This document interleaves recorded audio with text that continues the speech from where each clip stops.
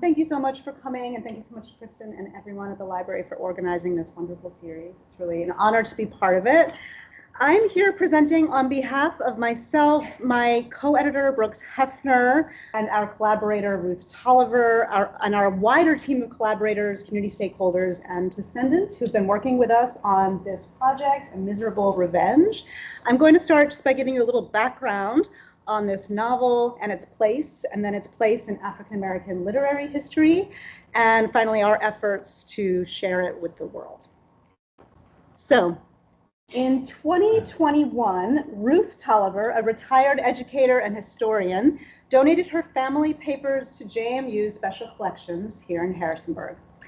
Tolliver's grandfather, George A. Newman, was a Black man born with free status in 1855, who became a trailblazing Black educator and civic leader in Harrisonburg in the Reconstruction and post-Reconstruction eras, serving on and off for 3 decades as principal of 2 of the city's earliest Black schools, serving in leadership positions in the city's most active Black civic and political organizations, and becoming the first Black person in the region to serve in federal appointments as U.S. storekeeper and later U.S. Marshal.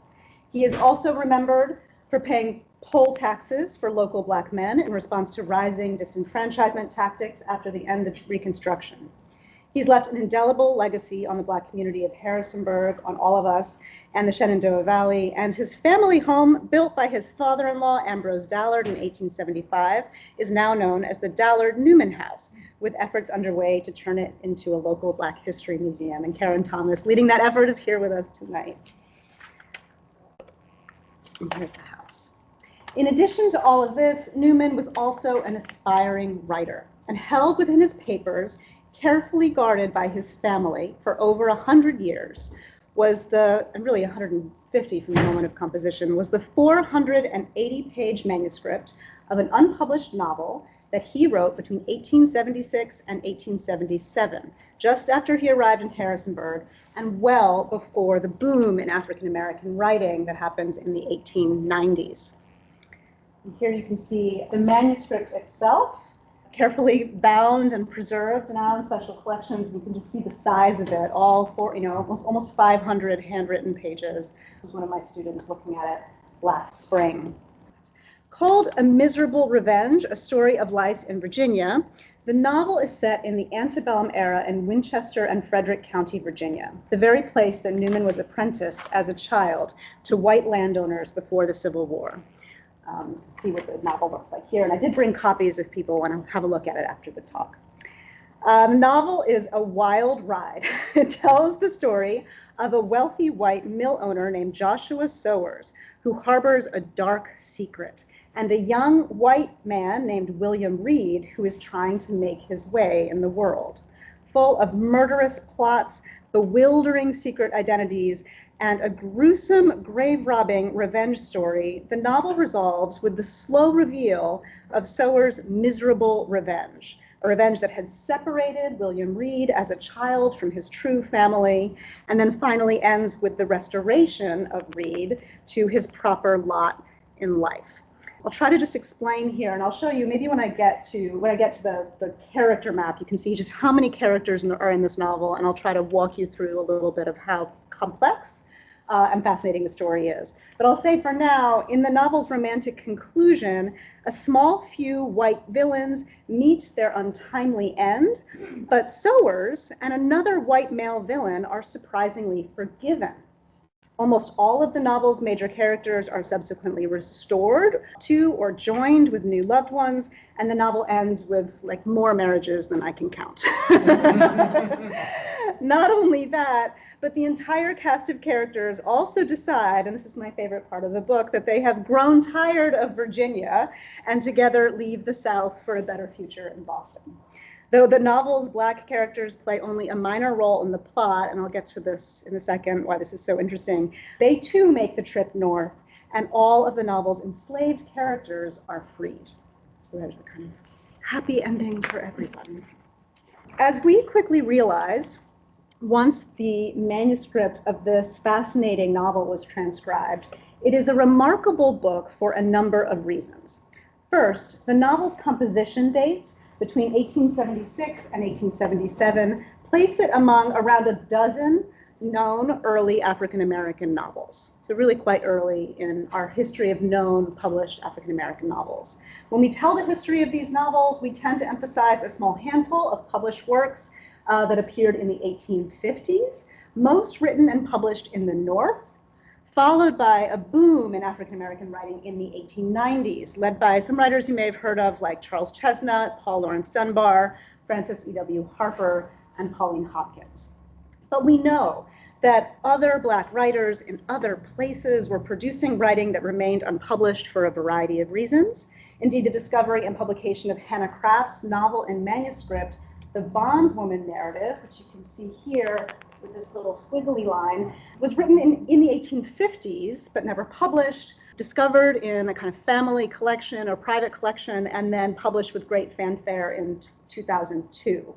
And this kind of discovery and publication was a reminder to all of us that the literary productions of Black writers in the 19th century faced steep obstacles to appearing in print, and that other important Black novels might reside in archives and family papers, to varying degrees unknown by and inaccessible to the public. George Newman's A Miserable Revenge, A Story of Life in Virginia is just such a manuscript, raising fascinating questions about what humanities scholar Elizabeth McHenry calls the hidden but important genealogy of unpublished early Black literature, and especially, I think, the Black literature of the semi-rural South, where the obstacles to get published were so much greater. In this way, the novel serves as a valuable document of antebellum Black life in this region of Virginia, with the notable exception of the nonfiction enslaved persons narratives, The Life of J.H. Banks and the narrative of Bethany Veeney.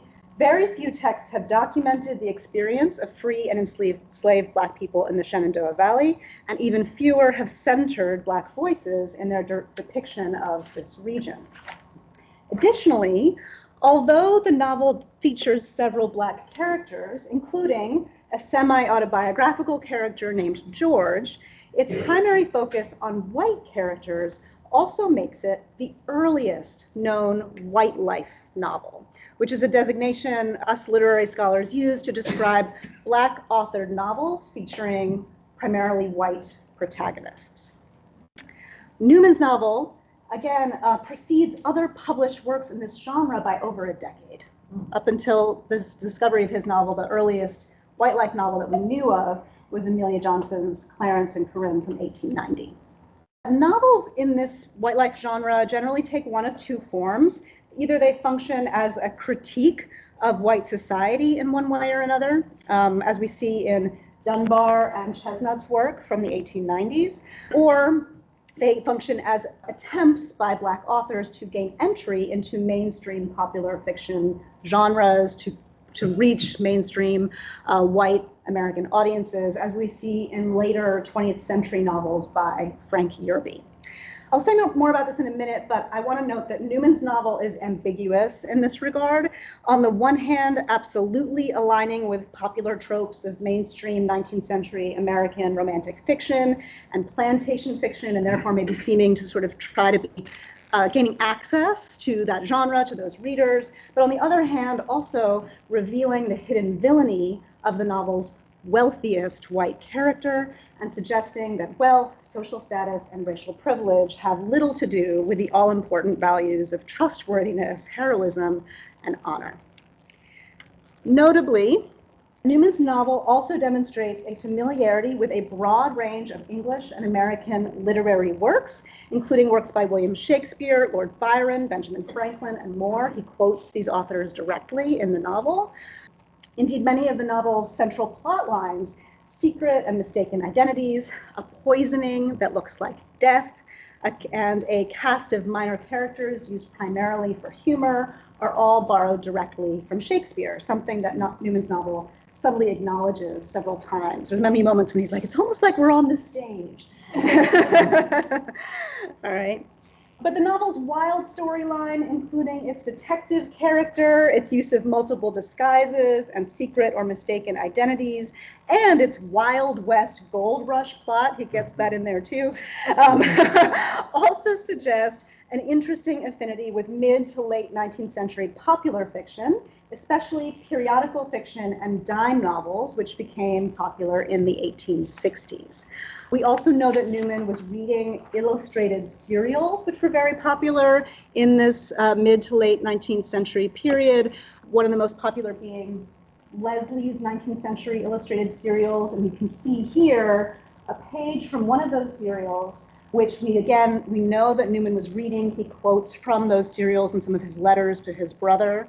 And Dr. Salin, who is presenting in a couple of weeks and worked with us on this project, discovered that in those serials there's actually a story called A Mean Revenge, which suggests that maybe Newman was sort of adapting that in writing A Miserable Revenge. So again, this makes Newman's work quite unique for his time. While some early African-American novelists like Martin Delany also drew on popular fiction formulas, the pioneering turn-of-the-century writer and editor Pauline Hopkins, whose works were published in like 1900 to 1904, that kind of era, is usually seen as the earliest African-American writer of genre fiction. But Newman's work precedes hers by more than 20 years. For these reasons, we believe A Miserable Revenge is a fascinating addition to the African-American literary canon, both because of its status as an early and unpublished novel, African-American novel of the South, and because of its status as one of the earliest known examples of both white life literature and Black genre fiction. All right, so now I'm going to tell you a little bit about how we brought it into print. The process of bringing this fascinating novel into print, you can see what it looked like before we started, also offered an important opportunity for us to think about how we might do so in ways that honor the wishes of Newman's descendants and their community. After all, without the care and devotion of Newman's family, we would never have known about Newman's literary ambitions. And there's really no evidence that we can find. We can't figure out whether he intended to publish the book. We can't find any letters, other than the care with which it was kept and the completeness of the manuscript. We don't know whether it's something he ever intended to tried to publish or not. But the process of bringing the novel into print began with Ruth Tolliver's decision, after caring for this manuscript for many years, and then seeing it the pages begin to fade, begin to yellow and tear. This is the first page from the manuscript, and this is the last. Upon seeing that, she decided it was time to donate the papers to JMU Special Collections, where she knew that they would be cared for and preserved. That followed, and I don't think at that point she really had any thought that anyone was going to try to publish it, right? She just wanted it to be taken care of. But once we saw this 500-page stack of papers, we started having conversations amongst ourselves. And it's important to note, too, that at this point, no one in Ruth's family had read it. I mean, I think there had been attempts made. She and her sister maybe got like 20 pages in or something like that. But it's all, 500 pages of this kind of handwriting, right? That no one really knew exactly what it said. And so we started having conversations amongst ourselves. This is me, my colleague Brooks Hefner, in the English department at JMU, and JMU archivist Kate Morris and Tiffany Cole, along with Ruth Tolliver, to discuss her family's goals for the unpublished work that they had so carefully guarded all of these years. With the family's blessing, JMU Special Collections committed to digitizing the manuscript. So you can see every single page has been fully digitized and is publicly available for everyone to see. And then Brooks and I committed to seeking grant funding to get the manuscript transcribed and hopefully to bring it into print.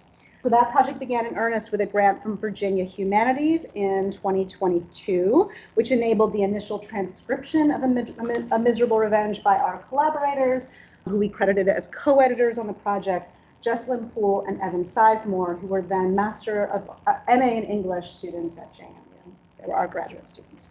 Their initial work to transcribe and begin researching Newman's manuscript really laid the foundation for everything that followed.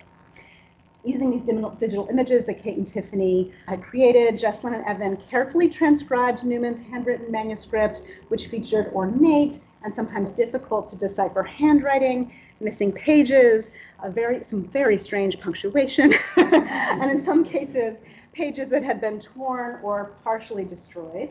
They also began researching real-life locations in the novel, as you can see here. So you can see here, this was an initial verbatim transcription created by Jesslyn and Evan. And then you can see here they started looking for, like, the novel is very carefully set in real locations in Winchester and Frederick County, and so they started kind of tracking those locations using Google Maps. Also, importantly, they assisted us with some contextual research that we used to determine the dates of the novel's composition, because the manuscript itself was not dated, but there were many things that we could use to identify its date. So first of all, we could date the paper that it was written on by researching the watermark on the paper, kind of tying that to the mid-19th century is when that paper came from. We could also date the speech that was written on the back of the manuscript pages. We know, you can tell what's the front and what's the back because of the watermark, right? And we could match Newman's handwriting in the manuscript to other dated material that was in the collection. And, which I thought was fun, matching the dates and days of the week that were mentioned in the manuscript with real calendars that Newman might have used as he wrote. He has this sort of trick the whole time. He's like, it's Monday, May 3rd. He's always saying the day and the date, right? And those dates kind of lined up quite neatly with 1876 and 1877. But I think most strikingly, here's a page from the novel. And here's a page from an essay on truth, which is written on the back of the page. Again, you can tell what's the front and what's the back. We thought it was most likely that he wrote on the front first and then turned it around and wrote in the back when he needed some paper. We could confidently date the essay based on historical events that are referenced in the essay to 1877 to 1878, which suggests that this one was written just earlier than that. And you can also see that in this other essay, which dates to 1899 and then was revised in 1913. His handwriting has become much tighter in the years that have passed. Once we dated the manuscript to help contextualize the novel, we decided to include as appendices to the book a few other short works written by Newman. So that includes these 2 speeches, as well as a couple of poems that are all from around the time he wrote the novel to a couple of decades later. And we've also included in the book a kind of beautified version of the map that our student Evan Sizemore made, showcasing locations that appear in the novel. Most of the action happens here at Sowers Mill, which is the historic Eddie's Mill in Winchester, or outside Winchester. But all of these other places are sites of major events in the novel. And then here's the amazing character map that Jesslyn created. And what's amazing about this is that, when the novel starts, you don't know how any of these people are really related to each other. By the end, all of these people have gotten married, and all of these people have discovered that they are long lost relatives or long lost lovers, and they've all been reconnected, and it's wildly crazy. The plot here is, again, centers around Joshua Sowers, who is the sort of wealthiest, whitest, the wealthiest white man in town. He's kind of a big man, but he is harboring this dark secret. And his dark secret is that as a young man, he was in a relationship with Mrs. Beverly, and he insulted her, right? He was not chivalrous. And so she gave him the sack. That is the actual way that it's phrased in the book. She gave him the sack, and then he wanted his revenge. And so he waits until she gets married. He plots to have her child poisoned so that it looks like the child has died, although it's a kind of Romeo and Juliet style poison, so the child is actually just asleep. Sorry, so many spoilers. And then, this is the darkest part, after the child's been buried, they dig the child up. There's a grave robbing scene, and then kind of secret the child away, where he's raised by the nefarious Wills Reed, who is the other villain, the other big villain in this novel. And so William Reed, who is really kind of our hero, doesn't know who his true parents are. He's been kind of separated from his family, separated from his real place in life, right? And so the novel begins with Sowers being basically bribed by Wills Reed over this secret. He's very worried this secret's going to come out. Meanwhile, William Reed is trying to kind of go make his fortune, which we know he would have had, right, if all this stuff hadn't happened. He has to go west and make his fortune in order to kind of get married to his love. And then there's all these other plots, like this guy, Al King, is also mean to William Reed, and then there's Kate, and she's mean to she's mean to Maddie. Anyway, there's a lot going on. But what's weird about the book is that there's so many people being, kind of being really unkind, right? Being kind of evil to other people. And yet by the end of the novel, only a couple people are really punished. Most of the characters, once they come clean and repent, are actually kind of welcomed back into the fold. So there's a couple characters, Wills Reed and Kate, who are made to sort of bear the burden of, bear the responsibility for a lot of, and they kind of get washed away with the mill itself. Like this whole town just kind of like ends. And meanwhile, everyone else is like, I forgive you, let's all get married. So it's kind of like a wild, I was teaching this to students last spring and they were definitely expecting a different ending. Let's just put it that way. And so we're going to think a little bit about how some of the scholars that we worked with tried to interpret this. Like, what does this mean that these kind of very nefarious characters are given so much forgiveness, right? So in order to frame this very unique novel for our readers, the published edition, which you see here, includes an introduction that helps frame the novel for contemporary audiences. We argue, oh, and I also just want to say, so some of these beautiful images that I said were beautified, they were beautified by the wonderful Keith Miller, who also designed our cover and worked as our copy editor on the project. Okay, so we argue that although A Miserable Revenge focuses primarily on its white cast of characters, it clearly speaks to issues that were of central concern to Black communities in the Reconstruction era, such as the trustworthiness or not of wealthy white Southerners, the need to reunify families wrongfully torn apart, the hope for reparations for those wrongfully denied their due, and the indisputable value of freedom. And this is something that does come up with those minor characters, the Black characters that are in the background when they are present. This is often part of the conversation, is about the value of their freedom. While some of the novel's white characters receive a sentimental heroes treatment, and this William and Ella are really like the heroes of the book, others act as the novel's villains, including the novel's wealthiest, most superficially upstanding citizen. If one looks deeper into the true nature of so-called gentlemen, the narrator argues, a great many would be found inefficient to fill their respective places in society and unable to carry their words into action. Arguments for slavery are identified in the novel as one kind of dishonesty. As the narrator remarks, people may say slavery is right, but those same people would rather be free. Likewise, the most miserable villainy the novel can imagine is to tear children away from their families, which is also a central plot device in later works by Black authors such as Frances Harper, Charles Chesnutt, and Pauline Hopkins. And the greatest good for these families is to be properly restored, to be brought back together. Perhaps as a reminder to its imagined white readers who were at the time of the novel's composition debating going back on the nation's promises to Black citizens, the narrator declares, quote, "To be upright and honest is to be a man, so to be a man is to be upright and honest." In the romantic world of the novel, all honest people are rewarded, or if previously dishonest people are suitably repentant, they are forgiven. Though the final page is damaged, the novel also importantly ends with better prospects for all of its emancipated characters and for George, the free Black character named for Newman himself.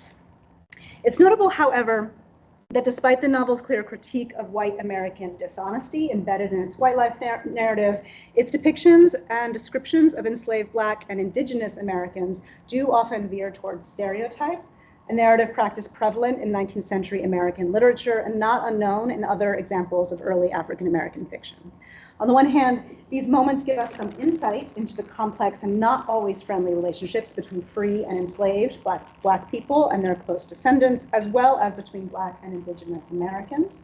On the other hand, they give us a sense of the degree to which Newman was trying to write himself into those popular American genres, such as plantation fiction, which was known and even like typified by its stereotypical dialect-heavy representation of enslaved Black characters. In Newman's hands, as in the hands of later authors such as Dunbar and Chesnutt, these stereotypes are usually undercut. A good example is Newman's character, Uncle Jack, who is revealed to be a kind of trickster character, cleverly playing the fool to avoid being whipped by his enslaver. Meanwhile, Newman's comments about Indigenous Americans and Africans, especially in his speeches, reflect an embrace of what we might think of as a kind of accommodationist or colonial model of racial uplift as a civilizing mission, which again was widely advocated by other Black political leaders in the South, most famously by Booker T. Washington, who attended the Hampton Institute around the same time as Newman's close friend and colleague Lucy F. Sims. So, in addition to our introduction, the volume also includes a foreword by Ruth Tolliver, who shares some memories of her grandfather, and 3 companion essays by scholars whose expertise illuminates Newman's novel in the context of the literary traditions with which it's in dialogue, its original historical moment, and contemporary K-12 social studies curricula. Veronica T. Watson's essay emphasizes how the novel resembles and deviates from later conventions of the white life novel, while incorporating elements and effective registers of the sentimental and the Gothic mode. Placing the novel in the context of these generic tropes, she reads the novel's forgiving conclusion, where Sowers is forgiven and invited back into the fold, as deeply and intentionally unsettling. She argues that as readers are made uncomfortable, perhaps even angry by the outcome of the novel, we are thrust into the lived experience and emotional reality of 19th century Black people like George Newman on the front lines, agitating for social change, being, asked, forced, right, to forgive this country that has treated them this way. Mark Solomon's essay takes a historical approach, reading Newman's novel as kind of differently from Watson, as a reflection of his post-Civil War Reconstruction era optimism, which leads him to condemn revenge as a miserable path and choose forgiveness as offering a better future for both white and Black characters, right? So he's kind of reading it as saying this is our best bet. This forgiveness is going to lead us in a better path than revenge and anger would, right? After unpacking Newman's deep involvement in Reconstruction era politics, which was right around when this novel would have been composed, Salwin, though, follows the ways in which Newman's local political efforts in the 1870s and 1880s were undone, as the 1890s brought about harsh new segregation laws, political disenfranchisement, and a rise in violence, and a vicious Jim Crow era that condemned Black Americans to second-class status. So we can see in Newman's later efforts, again included as appendices to the volume, an increasing frustration and disappointment with the Jim Crow South, as well as his determination to keep pushing for equality and justice. And then finally, the essay from Leonard Richards highlights how a miserable revenge might be used in local classrooms to help students confront and discuss hard histories, unpack the complexities of antebellum, Reconstruction, and post-Reconstruction politics, and build better connections between the local and the national, and between the past and the present.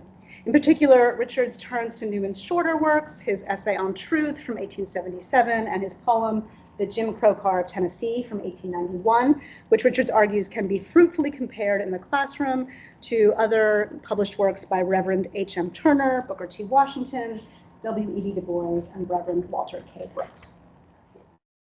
Community-focused projects should, by definition, be accessible to the community. Do you agree? Yes. For this reason, we decided to make Newman's A Miserable Revenge accessible in an open access digital format, with print copies produced for community groups, schools, local and statewide libraries, and Newman's descendants. So we used grant funding to have these copies made so that we could give them out to community stakeholders, and then we made the novel itself freely available online in this digital edition. Okay. Scholarly editions of rediscovered works published by academic presses often cost 2 to 3 times the price of a contemporary novel published by a popular press, and their distribution networks tend to emphasize academic readers.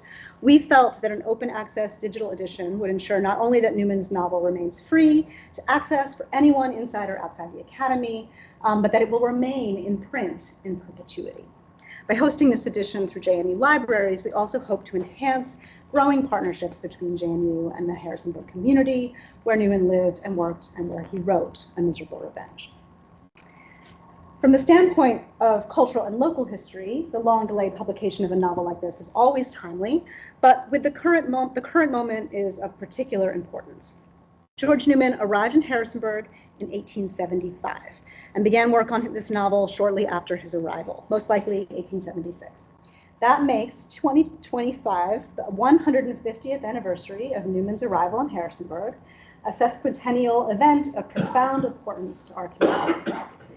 The publication of this novel in 2025 was also timely because it allowed Newman's granddaughter, Ruth Tolliver, who's currently in her 90s, to participate in honoring her grandfather's legacy in this way, both by writing a foreword to the volume and by taking part in a public symposium that we held last spring celebrating the novel's publication, an event that ended with Ruth signing and giving away books for all of our attendees.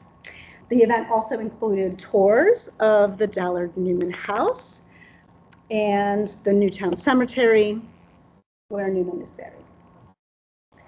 Ruth Tolliver, Deyerle Newman House leaders, and many other members of the Northeast neighborhood have been doing incredible work over the years to recover and preserve the history of their community. Our work to bring Newman's novel into print has been designed, we hope, to ensure that those closest to Newman's life and legacy have been involved in every stage of the process, contributing to the volume, partnering on our plans for the public symposium, and working with my students on the creation of a companion website for the novel, all in ways that we hope were meaningful and affirming to them.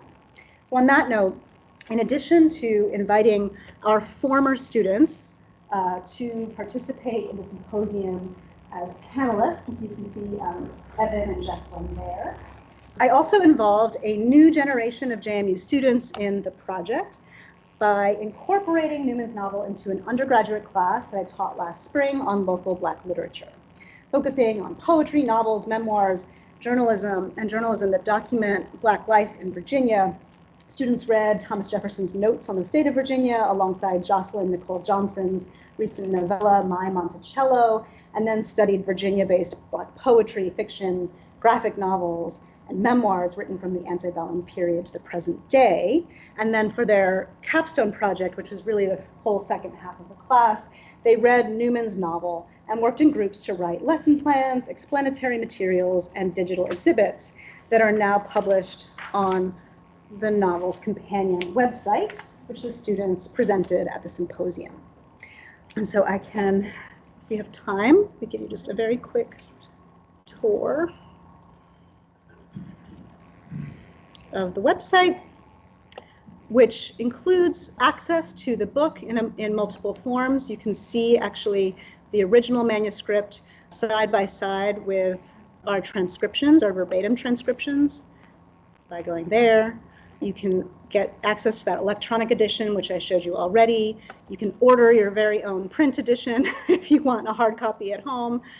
And then we have some documentation here too of the symposium that we held, including recordings of Ruth's remarks at the symposium. And then we have our student created projects. So they were all working in pairs to kind of cover the things that they thought were important that people might want to know. We had one group doing some historical background on Newman's time and the time of the novel, because the novel is set in the 1840s, right? So set decades earlier than it was written. And so they wanted to kind of think about those two periods in their work. We have students that did interviews and thought about Newman's legacy today. And so we have recordings of their interviews with Ruth Tolliver and Susan Zerbrig. And then we had, it's an English class, so a lot of them wanted to do literary analysis. So we have students that thought about kind of what I was talking you through a little bit about the novel's place in African American literary history, also its use of dialect, trying to contextualize that. I think that's something that can be hard for us as contemporary readers to encounter, and so to contextualize that a little bit. They actually worked with a linguist and discovered that whereas a lot of uses of dialect in 19th century American fiction are pretty stereotypical, exaggerated, that Newman's was actually pretty accurate and didn't contain any of the kind of like signs of dialect and other things that we see in those more minstrel stereotypical versions. Okay, and then we had one student group that kind of walked us through the kind of compared the arguments that Watson and Salwin are making about the politics of the novel. Another group, and this one's really lovely, that looked at all of the literary references to try to unpack what are the things that Newman was reading and where we see that showing up in the book. So where do we see Shakespeare references, dime novel references, the Bible, his use of a very common 19th century technique, which is to address the reader directly, right? Dear reader sort of address, which he uses. And then we had the character tree that I showed you. We had students that made this interactive. Let's see if it loads, so that you can kind of see what you know about the novel as you start, and then the big reveal. And then you can also learn about each character. And another group that mapped the novel, and they actually made a trip to Winchester so that they could take photographs of what all the places in the novel look like now and talk about how those places have changed over time. And then finally, we had a couple of secondary education students in the class who worked on lesson plans. So one group made a kind of his social studies lesson plan for kind of tracking historical places in Harrisonburg and connecting them to Newman, and the other did more of a literary lesson plan by focusing on what we thought is probably the easiest thing to incorporate into a K-12 classroom would be his poetry, because it's just length. So they have lesson plans for each of his poems that are included in the book. So in the process of doing all this, my students really had a unique opportunity to learn fundamental research skills such as conducting interviews, analyzing archival sources, considering audience. It was really new for them, the idea of writing for a public audience rather than for their professor, and creating research-informed lesson plans and digital exhibits. For my students, sharing this novel with the public has been an empowering way to learn about literature in its historical context, to engage meaningfully with the local community, and to understand the processes and partnerships through which local histories can be preserved, shared, and remembered.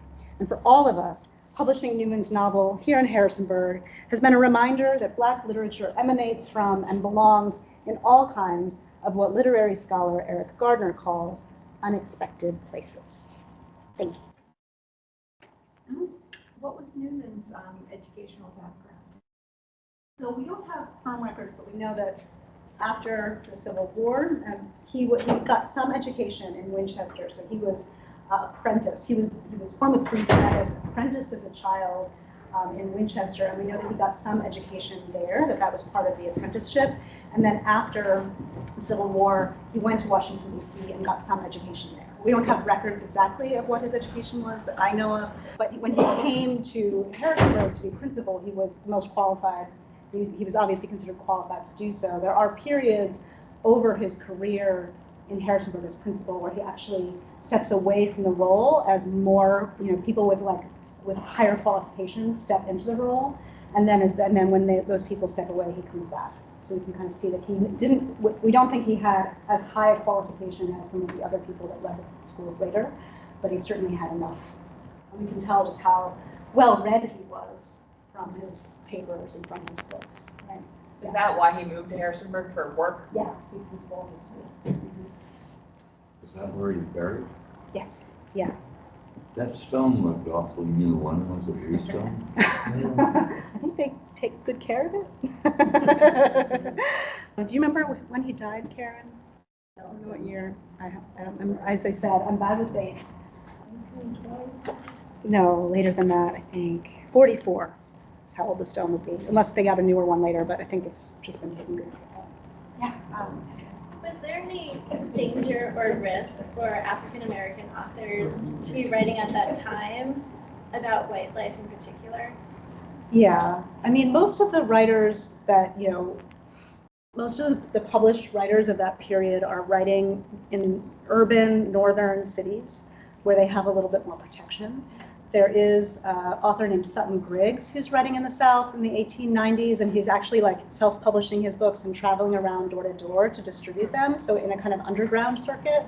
And his books are kind of, he talks about seceding from the nation, like a whole, let's build a whole different Black nation.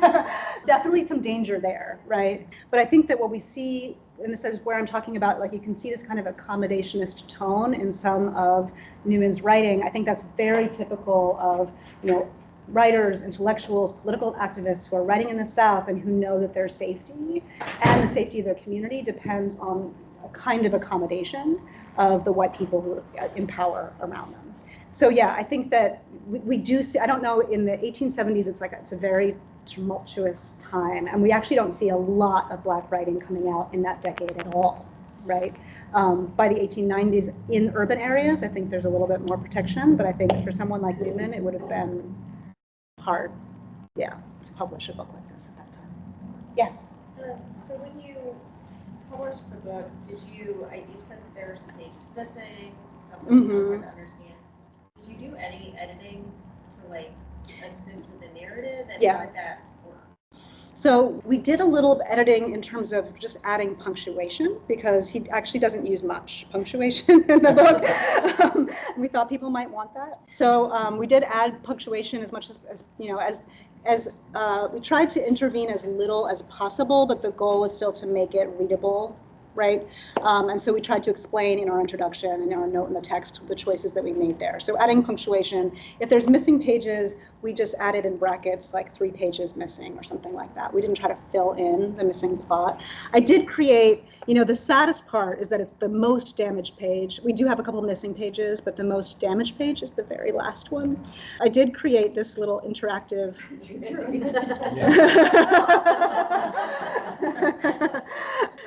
because so that you can fill it in and see how you think it might end.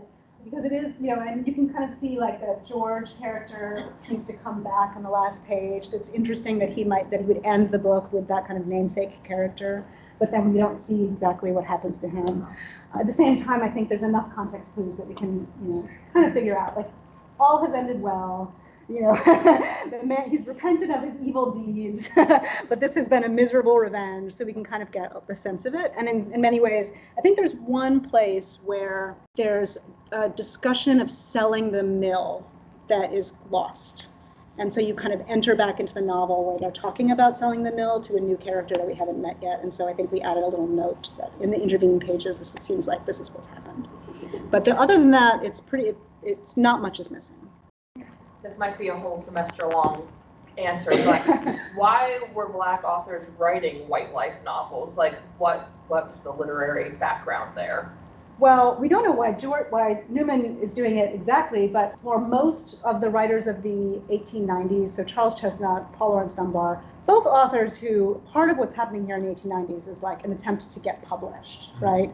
Like at all, okay? Because there is a kind of, there is a genre of writing that's associated with the abolitionist movement in the 1850s, where Black authors have a kind of, people that want to publish them, that want to get the word out, as part of that abolitionist circuit. But in the 1890s, you don't have that ready support. And so you have authors that are trying to figure out how to get published. Paul Laurence Dunbar writes poetry and novels, but his poetry is very famously in kind of 2 forms, one written in standard English and one written in dialect. And it's the dialect poetry that white readers are really fascinated with and want to read and help him get published. Charles Chesnutt, when he starts writing, actually starts writing in that plantation fiction genre where you have, you're kind of in the plantation and everyone's speaking in dialect and it's kind of folksy. And his stories are a kind of complete satire and critique of the genre and of the South. But on the surface, they are readable as plantation fiction, right? So he's kind of selling them to an audience that's like, oh yeah, I love plantation fiction, right? But kind of getting his satire in. And so we are seeing these, Black writers that are like trying to find ways to get their work published. There's one way is to write books that are about white characters. People want to read that. But when we see Dunbar and Chesnutt doing it, it's almost always with a kind of critique of what's happening in white society. Later writers, like again, I mentioned Frank Yerby, and there's writers in the 20th century that write in this genre too. Some of the most famous, like James Baldwin, Zora Neale Hurston, Richard Wright, all write white life novels. Frank Yerby writes westerns, right? He writes, but yeah, Frank Yerby is writing like genre fiction. So he is just writing, and he like goes into Hollywood and he's writing over there. Like he is just writing books that are popular and that will sell. They don't have that same critique that you see in like Baldwin and Wright and Hurston's versions. Less than a semester. Did I answer? You could probably go on. Would Gone with the Wind be plantation fiction? That would be like a later version of plantation fiction, yeah. And we kind of, at that point, we're, yeah. So there's like 19th century plantation fiction.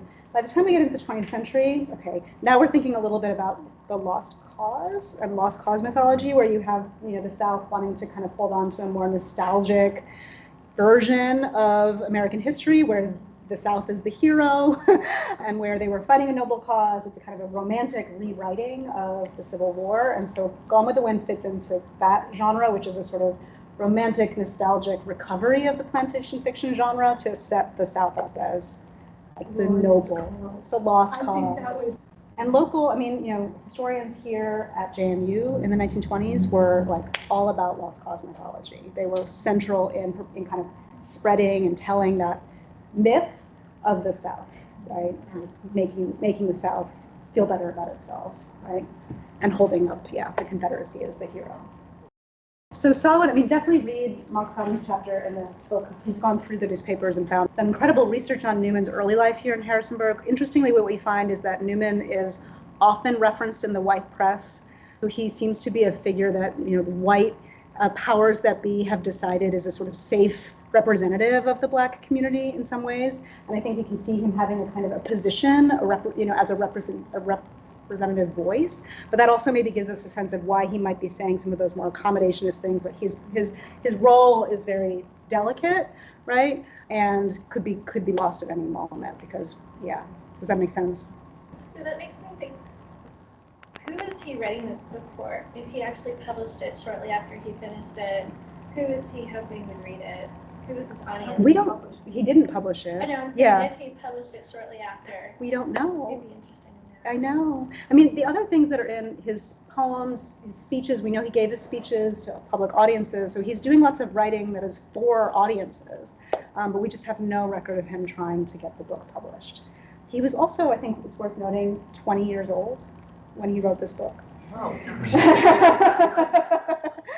So, you can imagine him having these literary ambitions, right? 20 years old, like with these literary ambitions, and then kind of maybe realizing, and it's also 1877. I mean, Reconstruction is falling apart. The South is becoming a much more violent and repressive place. So whereas he might have had that optimism that I could do this, right? We can imagine that perhaps feeling less and less possible as that decade wore on. It sounds like some white readers, they were going for the dialect, like you were saying. Were there any Black authors who were trying to conceal their racial identity? Passing? Not passing, but just not advertising it. Was there any feeling that they wouldn't be able to sell as many if people knew that it was the book was written by a Black author? I'm not. Charles Chesnutt, when he publishes his first book, everyone assumes he's white, partly because he really does look white. So he maybe in that first book there is a sense that he is able to get that audience because people assume he's white. But he's part of the NAACP. He is like proudly declaring his racial affiliation. So I don't think there's certainly lots of cases of passing. And by the 1920s, there's lots of novels about passing and about kind of like what are the kind of pros and cons of like getting access to a certain kind of racial privilege, but giving up, your loyalty and your responsibilities to your community. So it becomes a theme that's of a lot of interest. But I can't think of any writers off the top of my head in that period that are doing that. Yes. Did Ruth hear her grandfather talk about this book? No, so they didn't know about it until after he died, because he just, I mean, she knew about other things that he'd written, and she obviously knew him, but as far as my memory is that nobody knew about this book, or there was maybe grandfather's book. They know about it. Do you remember, Karen? Maybe most of the time she talked about her Uncle Charlie. Yeah. I know of, so he may have known about it. So maybe somebody. I think there was like Grandpa's book or something. I think at a certain point they all thought it was a memoir.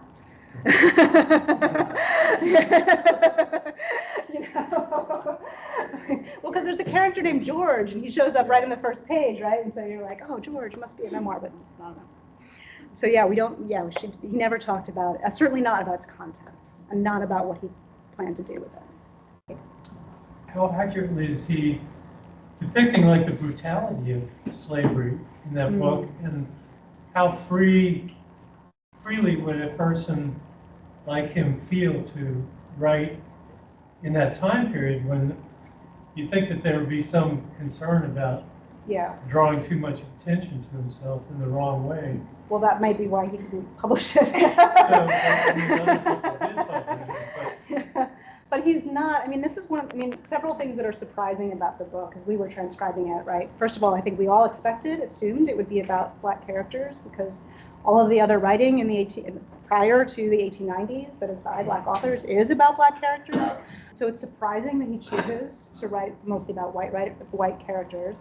It is not as, an explicit critique of slavery that you'd expect it to be. The critiques of slavery that are in the book are all at the edges, and it's mostly, it's very minor. It's little asides by the narrator. It's little asides by the minor characters. It is not the central plot.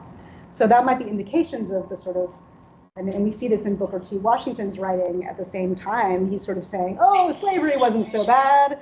And you're like, yes, it was. But obviously Booker T. Washington is writing at a moment when he knows, that the only way to kind of gain, support for recently emancipated Black people in the South is to not Slavery neutral. yeah, to be like, okay, it's fine, we're not mad, right? And so I think we see a similar kind of tone being struck in this novel of conciliation, being conciliatory, right? Even though we see also like this kind of critique, it's like, we're going to be conciliatory to you, but you have to actually be true to your word, right?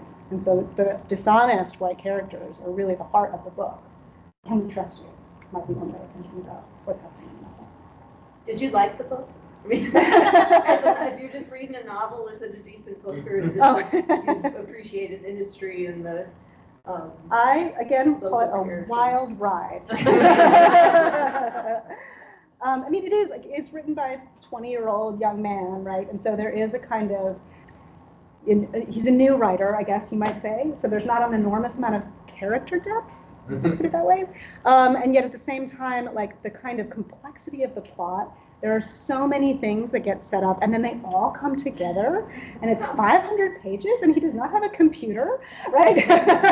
So he's holding this enormously complicated plot in his head, and it really does, I mean, I think very historically interesting. It aligns with so many of the kind of popular tropes of the time. And so if you've heard of, like, think about serial fiction in the 19th century, a little bit like maybe like a soap opera today. So it's that kind of writing, if that makes sense, right? You said that he was inspired by Shakespeare, Mm-hmm. and I was wondering, comparing it to that versus more modern text, where do you think you would fall grade level when you're reading it? It's not stylistically complicated like Shakespeare. It's very readable. I think the more challenging thing in teaching it in the high school is the contextualization that it requires to sort of like understand some of the genres that he's using, right? And to also kind of understand there are like racial epithets in the book, dialect, like all of those things can be more challenging at the high school level, I think, to contextualize. So it's not hard to read.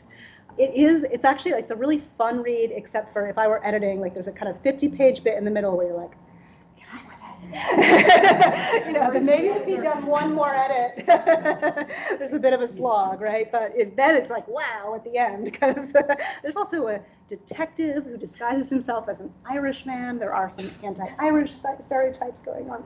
There's a lot going on in the book, which were also very popular in the 19th century. So, yeah.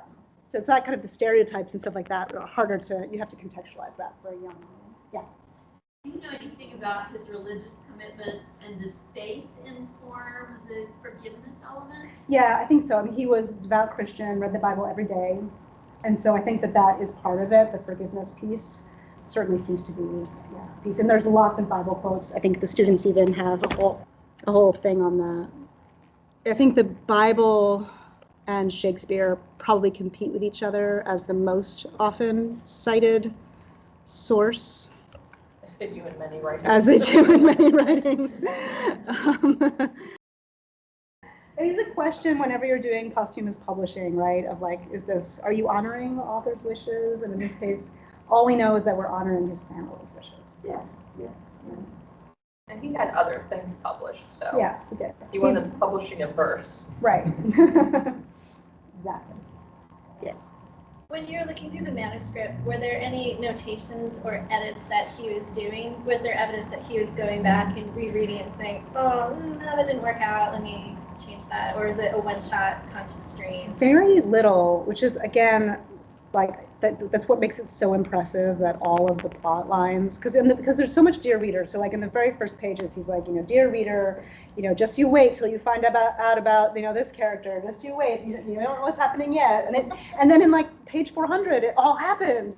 So and there's very little evidence of going back. We see that in some of the essays. We can see him going back. One of the essays, really interestingly, he writes in 1899 and then reuses it in 1913, and we can see a different hand going in and changing all of the historical references to update them to the new date. But in the novel, yeah, there's no real sense of that. The only curious thing that we found is that when we looked at the calendar dates, and I still don't know what to make of this, but the second half of the novel aligns with 1876 in terms of the calendar dates that he's referencing, and the first half of the novel aligns with 1877. I don't know. I think it seems unlikely that he wrote the last half first, but that was the only odd thing that we noticed. There were also some weird, like I mentioned, the punctuation. He makes use of this. It looks like a division symbol. Yeah, it looks like a division symbol that he uses in the first half of the book, and then he stops using it in the second half of the book. Yeah. Yes. How expensive was paper? Oh, I don't know. Now we're outside of my realm of expertise. I don't know, but clearly reusing paper seemed like a good idea. Was like something that he needed to do, because he does the essays written on the back of the manuscript. Yes. Were there any parts of the plot Yeah. that he drew from things that happened in his own life? Drew from, okay, so several of there's a kind of cast of enslaved and free Black characters, and some of them are named after his siblings. I think one, he says George is very attached to, so there's like a romantic interest. I think her name is Anne or something, who's a sister of his. Yeah, so George Monroe, very attached to Anne. Anne was a sister of his, and then I think it's Dick was a brother of his or something like that. So he's using names, and the place where the novel is set is very likely either where or very near to where he was apprenticed as a child. So a lot of his geographical knowledge that we see in the novel would have all come from the years that he spent in Winchester as a child. Where was that? Where in Winchester? Who was he as a child? In Winchester. So we don't know exactly where he was apprenticed, I don't think. But this is where the novel is set. So it's possible that that's where he was apprenticed. I think we have him, listed on the census in 1860 as a Black male age 7, which is wrong, he would have been 5, living on a farm in Back Creek Valley in Frederick County. Virginia. Virginia, in Virginia, with the Parnell family. Is that sort of a euphemism for slavery? Well, he was Servitude, not, or- he was, he wasn't a lifelong servitude. He was basically working in exchange for a place to live and an education. The Sowers Mill, is that a historic actual place? It's a historic, it's actually called Eddie's Mill. So it didn't necessarily, did it ever exist as Sowers Mill? So No, it was never called Sowers Mill. So he's fictionalized the names, but Ash Hollow is a real place. That's where all the bad stuff happens in the book. Abrams Creek. They do go down to Taylor Hotel, which is still standing on Loudon Street in downtown Winchester. They talk about Berryville Road a fair amount. Yeah. But at the end of the novel, the mill, there's a big storm and the mill washes away. With the bad guys inside. So. And then everyone leaves Virginia to go north.